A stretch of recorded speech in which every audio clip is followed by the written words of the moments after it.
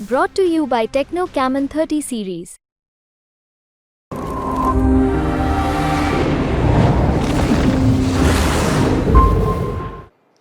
सट्टा बाजार छठे दौर के वोटिंग के बाद एक बार फिर से बदलाव के मूड में दिख रहा है और राजस्थान में पहले बीजेपी को ये 25 में से 17 सीटें दे रहे थे और 8 सीटें दे रहे थे कांग्रेस को। उसके बाद ये 18 सीटें दे रहे थे बीजेपी को और 8 सीटें दे रहे थे कांग्रेस को, और अब ताजा आकलन के अनुसार अब ये दे रहे हैं 19 सीटें बीजेपी को और 6 सीटें कांग्रेस को। ये बदलाव कहां हुआ है और किस लिए हुआ है ये भी देखना लाजमी होगा। अब सट्टा बाजार के अनुसार चूरू, सीकर, झुंझुनू 3 सीटों पर अभी ये कायम है। बाड़मेर 4, दौसा 5,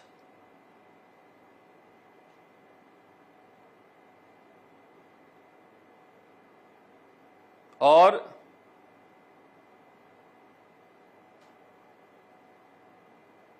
नागौर 6। नागौर में इन्होंने भाव को जो 55-65 था उसे बढ़ाकर कर दिया था 65-75 और अब कर दिए हैं हनुमान बेनीवाल के 75-85। यानी हनुमान बेनीवाल के जीतने की संभावना है मगर बराबर इसे घटाते जा रहे हैं जीतने की संभावना को। ऐसा क्यों हो रहा है पता नहीं, मगर लगातार ये तीसरी बार ऐसा हुआ है कि हनुमान बेनीवाल जीत रहे हैं सट्टा बाजार में, मगर जीतने की संभावना लगातार ये सट्टा बाजार घटाते जा रहा है।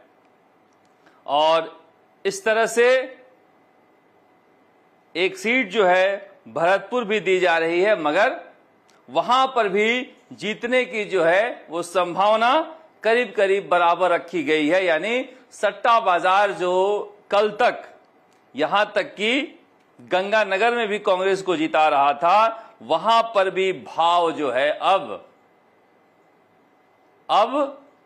80-90 का हो गया है, यानी बराबर का भाव हो गया है, जहां पर 60-70 का भाव था। यानी गंगानगर भी अब नहीं जिता रहा है सट्टा बाजार कांग्रेस को। तो ये बदलाव क्यों आया है ये समझ में नहीं आ रहा है। और ये सट्टा बाजार में कोई नए आंकड़े आ रहे हैं या फिर सट्टा बाजार में कोई नई चीज पता लगी है ये समझ में नहीं आ रहा है। मगर क्या वाकई में सटोरियों का सिस्टम काफी रोबुस्ट है जो करेक्शन कर रहे हैं ये भी समझ में नहीं आ रहा है। मगर ओवरऑल पूरे देश में सट्टा बाजार अभी बराबर का भाव जो खा रहा है 303 से लेकर 305 का, ये करीब करीब प्रशांत किशोर के आंकड़े के बराबर है।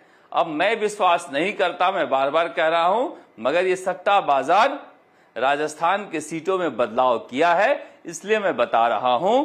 क्या ये 7वें चरण के बाद भी बदलेगा पता नहीं, मगर इस तरह से बदलना अपने आप में चौंकाता है। और यही वजह है कि गोविंद सिंह डोटासरा जो है गुरदासपुर से लौटे हैं और अब कांग्रेस का पूरा फोकस जो है ईवीएम पर है कि ईवीएम में कितने वोट पड़े थे और किस तरह से उन वोटों को लेकर हमें ध्यान रखना है कि कहीं वोट बढ़े हुए ना मिले। एक एक व्यक्ति को कैसे प्रशिक्षण देना है। भरतपुर में तो संजना जाटा हो या फिर दूसरे कई इलाके से ऐसी खबरें आ रही हैं कि वहीं पर खा रहे हैं लोग, वहीं पर नहा रहे हैं ईवीएम के जहां पर रखा हुआ है उस बिल्डिंग के बाहर ही, कहीं जा ही नहीं रहे हैं कि कहीं बाहर से कोई ईवीएम ना आ जाए। अब सारा फोकस जो है ईवीएम पर आ गया है और सट्टा बाजार हो या पॉलिटिकल पंडित हो, जिस तरह से प्रशांत किशोर हो या फिर योगेंद्र यादव हो, सीटों में घटाव बढ़ाव कर रहे हैं। कांग्रेस ईवीएम को लेकर लगातार चिंतित नजर आ रही है और इसीलिए कपिल सिब्बल जैसे नेता भी समझा रहे हैं कैसे ईवीएम की रखवाली करनी है। वैसे विपक्ष मजे ले रहा है कि शुरुआत हो गई है 4 तारीख को ईवीएम के नाम पर रोना धोना शुरू हो जाएंगे। मगर विपक्ष का कहना है कि राहुल गांधी शपथ ले रहे हैं, हम लोग तैयारी कर रहे हैं, पता नहीं सच क्या है। मगर लौटते हैं राजस्थान की सियासत की तरफ। अशोक गहलोत ने क्यों कहा 6 महीने बाद पता चला क्या कि भजनलाल शर्मा सीधे व्यक्ति हैं और उन्हें अच्छे सलाहकार की जरूरत है, ना मुख्यमंत्री साहब ना। आपको सलाहकार की जरूरत नहीं है, अच्छे सलाहकार की, जैसे अच्छे सलाहकार अशोक गहलोत के थे। हम तो पहले दिन से कह रहे हैं भजनलाल शर्मा सीधे साधे व्यक्ति हैं। पहली बार कोई मुख्यमंत्री बना हो उसे मौका देना चाहिए। वो अचानक से मुख्यमंत्री के रूप में जिस तरह से 3-3 बार और 2-2 बार के मुख्यमंत्री काम कर रहे हैं वो वैसा तो करेगा नहीं। मगर फिर भी अगर वो काम करता हुआ दिखाई दे रहा है तो सराहना होनी चाहिए। मुझे आज भी याद है कैसे अशोक गहलोत बोल ही नहीं पाते थे, कैमरा अगर खुल जाता था तो बंद करवाने लगते थे। कहते थे कि मैं लाइट देख के मेरी आंख नहीं खुलती।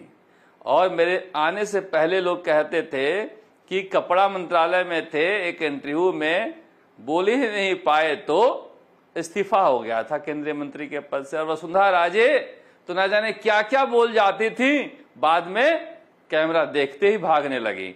तो इन परिस्थितियों से भजनलाल शर्मा गुजर रहे हैं और मैं खुद ही गुजरा था। एक लाइन बोलने के लिए मुझे 15-15 मिनट लग जाते थे। इसलिए मुझे लग रहा है कि भजनलाल शर्मा को वक्त देना चाहिए। मगर अशोक गहलोत ये मक्खन क्यों लगा रहे हैं? अब इसे लेकर कई तरह की चर्चाएं हैं। लोग कह रहे हैं कि अशोक गहलोत को ज्ञान हुआ है कि भजनलाल शर्मा वाकई इतने अच्छे व्यक्ति हैं, उन्होंने इतने दिनों तक अपने मुख्यमंत्री निवास में इनको रहने दिया और खुद इतना कष्ट सहकर परिवार से दूर रहकर ओटीएस के एक कमरे में रहे। और इसके अलावा भी इनके कई कांग्रेस के नेताओं को बंगले भी आवंटित किए नियम विरुद्ध, कई तरह के मदद भी किए। जैसे देवाराम सैनी थे, उनका ट्रांसफर कर दिया गया था बांसवाड़ा, उनकी मनचाही पोस्टिंग कर दी बीकानेर में, तो कई काम भी हुए, इस वजह से भी उनका दिल पिघला है। मगर कई लोग ये भी कह रहे हैं कि पेपर लीक को लेकर जांच जो होनी चाहिए थी वो नहीं हो रही, इसलिए अशोक गहलोत खुश हैं। मानव अंगों की तस्करी को लेकर जो जांच होनी चाहिए थी वो नहीं हुई, इसलिए अशोक गहलोत खुश हैं। मगर अशोक गहलोत अगर तारीफ कर रहे हैं भजनलाल शर्मा की, तो भजनलाल शर्मा को सावधान हो जाना चाहिए।